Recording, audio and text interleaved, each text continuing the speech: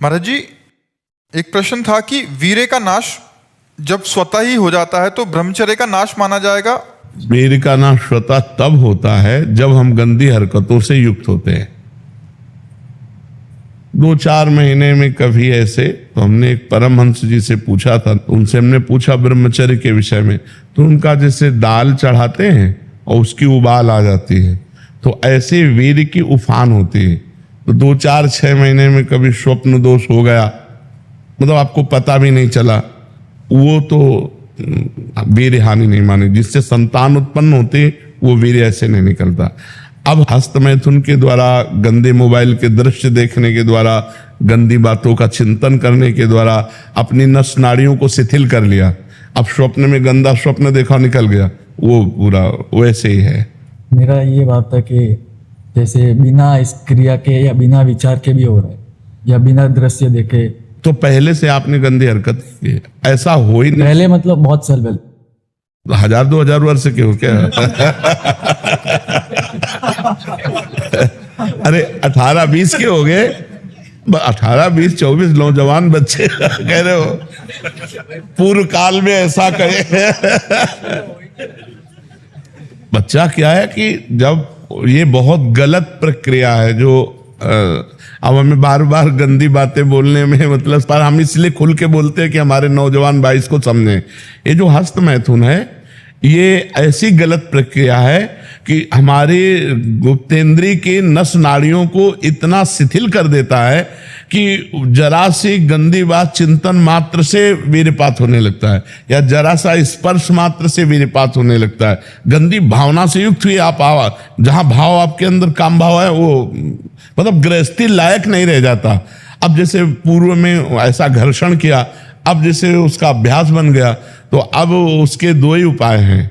एक तो व्यायाम, 2-3 किलोमीटर दौड़ लगाओ, दंड बैठक 15-20 मिनट लगाओ, अब वो क्रिया बिल्कुल कभी ना होने पाए। और दूसरी औषधियाँ, आयुर्वेदिक ऐसे डॉक्टर से, वैद्य से मिलो जो आपको ब्रह्मचर्य पुष्ट होने वाली औषधि बताएं, तो 2 ही उपायों से इसको वश में किया जा सकता है।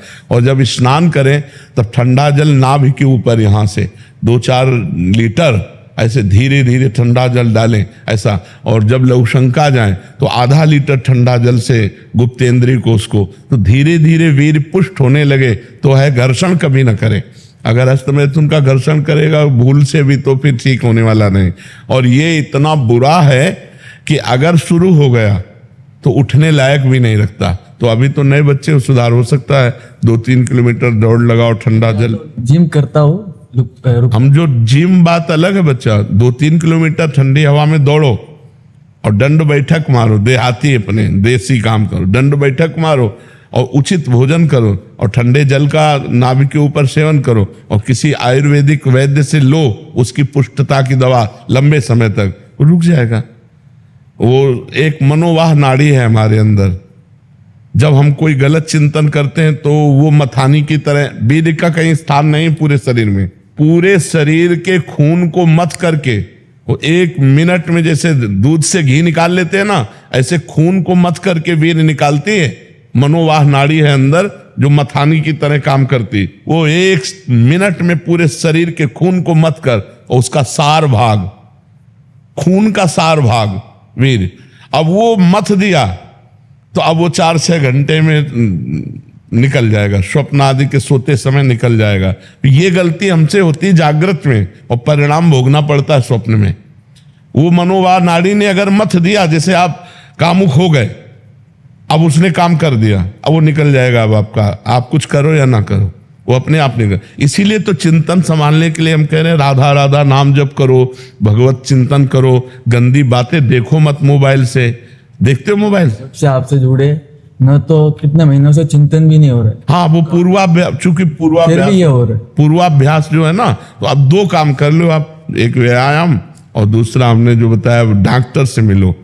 डॉक्टर भगवान का स्वरूप होते हैं, वो कुछ ऐसी औषधियां देंगे जिससे इसका है, औषधियां हैं ऐसी हैं। ये ब्रह्मचर्य रोकने के लिए बिल्कुल बीमार की तरह भोजन किया जाता है, दाल रोटी साग बिल्कुल और पवित्र विचार, चिंतन पवित्र, आचरण पवित्र, आसन पवित्र, तब वो ये ब्रह्म शक्ति है, कोई साधारण थोड़ी। पर बड़े भाग्यशाली हो जो इसे रोकना चाहते हो। प्रयास करो। चेष्टा की है, लेकिन आज 23 साल का हूँ। मैं तुमसे कभी ये नहीं किया, वीर्य का नाश नहीं, आपकी कृपा। ये खाली पता नहीं, चिंतन से पहले होता था, लेकिन अभी आपसे जुड़ा हो तब से तो चिंतन होना ही बंद हो गया आपकी कृपा से इस काम का, और खाली अभी अपना हो रहा है। आप ये पहले व्यायाम करो और ये दौड़ भाग करके इसको शिथिल करो। ये प्रयोग में आ जाएगा तो सही हो जाएगा। चलो एक बार करो, किसी आयुर्वेदिक वैद्य से, डॉक्टर से मिलके आप औषधि भी लीजिए। अगर ये रुक जाए तो बहुत सुंदर बात, जीवन प्रकाशित हो जाए। अगर नहीं ऐसे तो परेशान होता है।